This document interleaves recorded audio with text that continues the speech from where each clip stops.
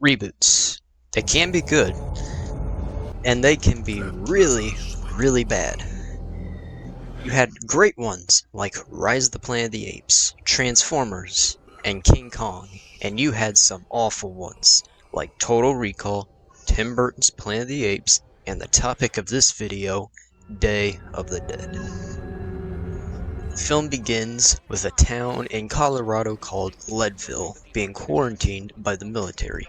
The main character, Sarah, is a resident from the town who is also a soldier deployed to keep her neighbors from leaving.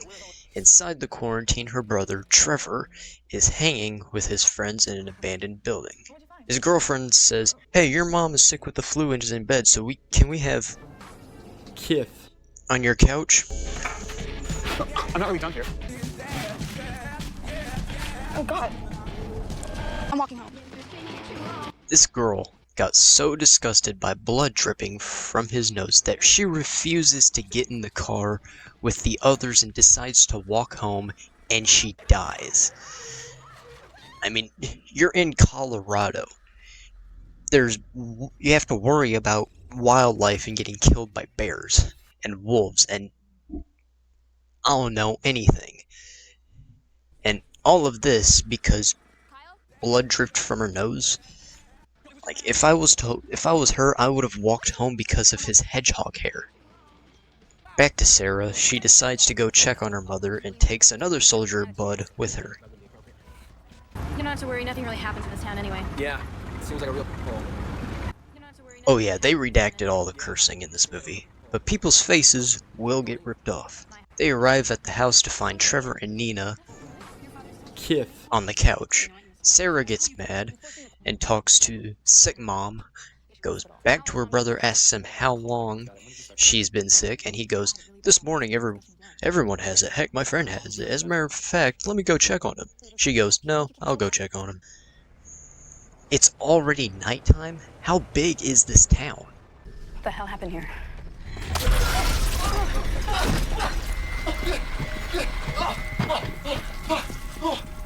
So let me get this straight. Trevor's friend turns into a zombie, kills parents, and shoves the bodies into the curtains? What? Sarah meets up with her brother and mother at a bloated hospital where we meet Salazar, played by the only famous actor in the movie. Give us a minute.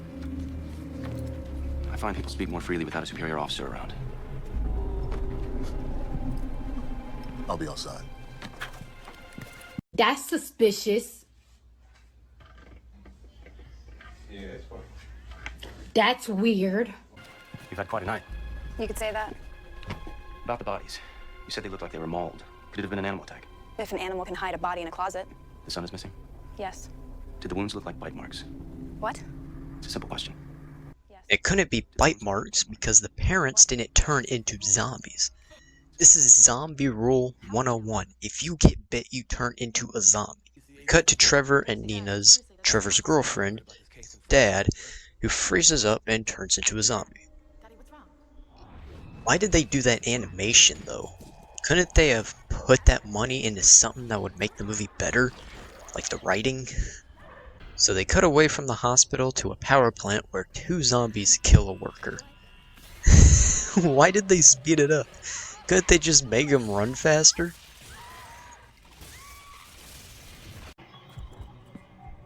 Hey, I said it was 2 bucks. Yeah, and it's 3. Show me.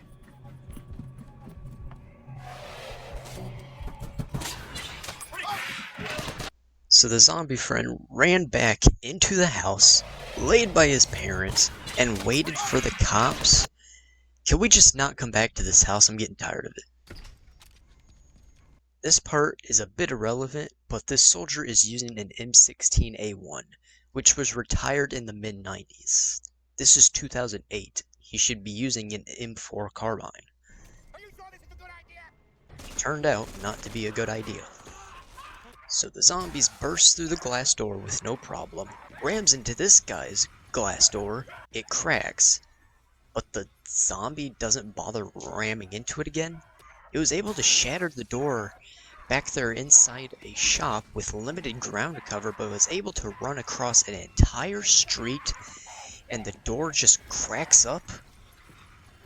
Huh? I also forgot to mention this guy earlier. He's the town's radio host, but doesn't play a very big role in the story until later on. The soldier was with him to tell the city, hey, we're under quarantine.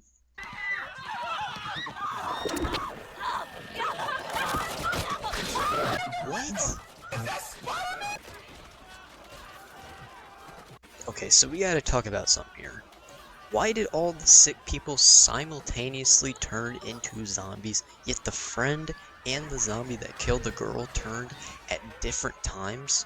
You could say that they got the flu at different times, but why did they all turn simultaneously? This officer's name is Captain Rhodes. This is a reference to Captain Rhodes in the 1985 version, who was the antagonistic army man in the 1985 version. Just a fun fact.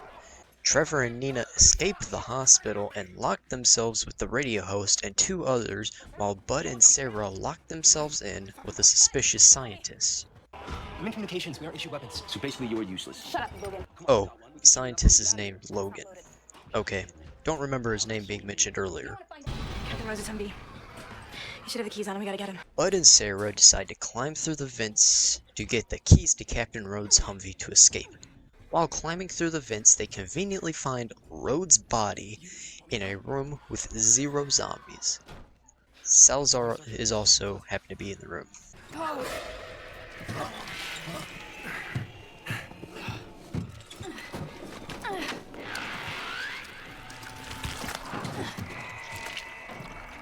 One, that's disgusting.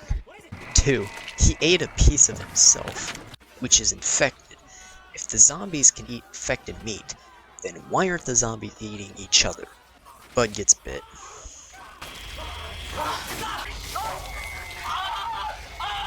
The hospital gang head off to the Humvee. Logan speeds off on his own. The other 3 escape in the Humvee. Back to the radio gang, Nina finds a bloody tissue in the trash can, meaning someone in the building's infected, so she holds everybody at knife point. Keep in mind, Nina is the same girl who watched her father maul her mother less than an hour ago, but she is still mentally intact. If that was me, I would be bawling my eyes out, but it's either she's strong or she's crazy. Hospital gang stops at the gun store to grab, well, guns. Bud gets handcuffed and turns into a weird zombie. He's not human, cannot talk, but he isn't rabid either. I guess it was the bleach that was poured on the bite that prevented him from turning all the way. I don't know, but this was just a deliberate nod to the smart Bud zombie in the original movie. The radio host turned out the one to have the nosebleed, and the couple ends up dying. Oh my god, Mom. I have to let her in. Trevor, what? So Trevor didn't piece together that the people who were sick with the flu ended up turning?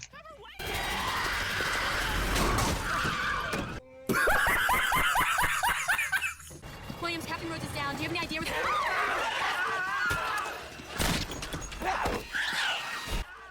How did the soldiers in the blockade turn?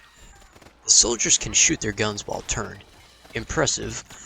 But I'm still hooked on the fact that they are using M16A1.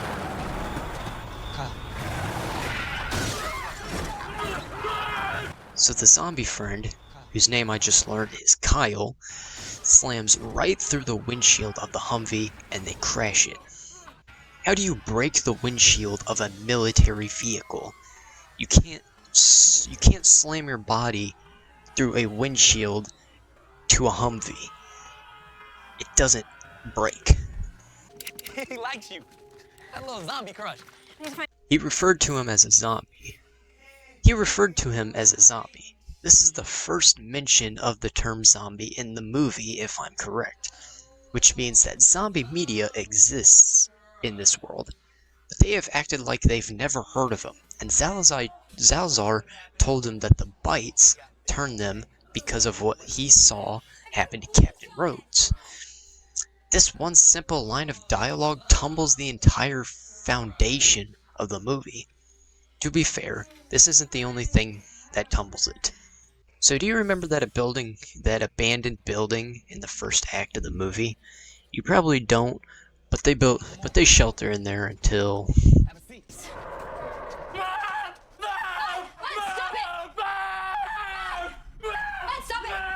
the entire town bursts through and they lock themselves in an abandoned missile silo because the building happened to have that. How did the town reach them, and how come they didn't hear the commotion of hundreds of zombies running towards the building? What the hell? What? What is this, Resident Evil? In this fancy Umbrella Corp lab, they find Logan, and he and a scientist in a video reveal that this was a lab-grown virus intended to paralyze criminals so that they can be arrested easier without killing them or doing harm. I think a taser does that pretty well, but I don't know. The scientist in the video escaped and is the reason the flu outbreak started, and is the culprit in the girl's murder from the beginning. So let me get this straight. The federal government had a secret lab that they knew started turning people into horrendous creatures, deployed a militant blockade, so they lied to the soldiers by telling them it's a training exercise? Why? Why would they do that? If they just told them, hey, this town has a flu that would turn people into zombies like the ones in Zack Snyder's Dawn of the Dead, we need you to set up an invincible blockade and some careful, cautious procedures. You will do that for us so, the world doesn't freaking end? Oh yeah, we can do that. Or how about an even better solution? Nuke the place! It's a random, isolated town in the Rockies. It wouldn't have that much of an effect. The worst you're going to get is bad publicity and damaged wildlife, but it's better than having an outbreak with zombies that shoot guns and climb the ceiling like Spider-Man. Instead, the soldiers got infected, which I don't even know how that happened, risking the possibility of the flu getting out. This movie wouldn't have happened if they just told the soldiers what was going on. Good lord, this movie is almost over, thank the Lord. You back? I'm not gonna die down here. You knew about this. No, I didn't know, I swear. Nina, no. Sarah is supposed to be the strong female, but Nina is severely underrated. She watched her parents die, sussed out the infected person at the radio station, killed more zombies than her boyfriend Trevor, all in one night. Missile silos. We find one of those and we'll have our escape. Oh my lord. It's gonna take forever to search on these hallways. We gotta split up. No, you do not split up in these situations. Quit being like this. Why white people always want to split up? What am I doing? Thank you, Salazar, the only logical one. He's right. Whatever, it's your funeral. Who's going with who? Trevor, you're gonna go with me. No, Trevor and I stick together. No, have one experienced soldier in each group. Just in case. That ended up attracting zombies. Rip Salazar.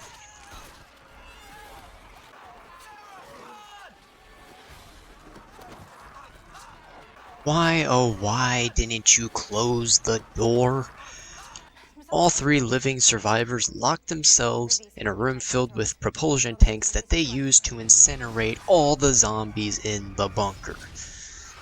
The three survivors take Logan's keys and drive off to the sunset with the car radio ensuring that the virus is contained. Oh my lord. It's finally over, this mess of a movie. I'll give it a 3 out of 10.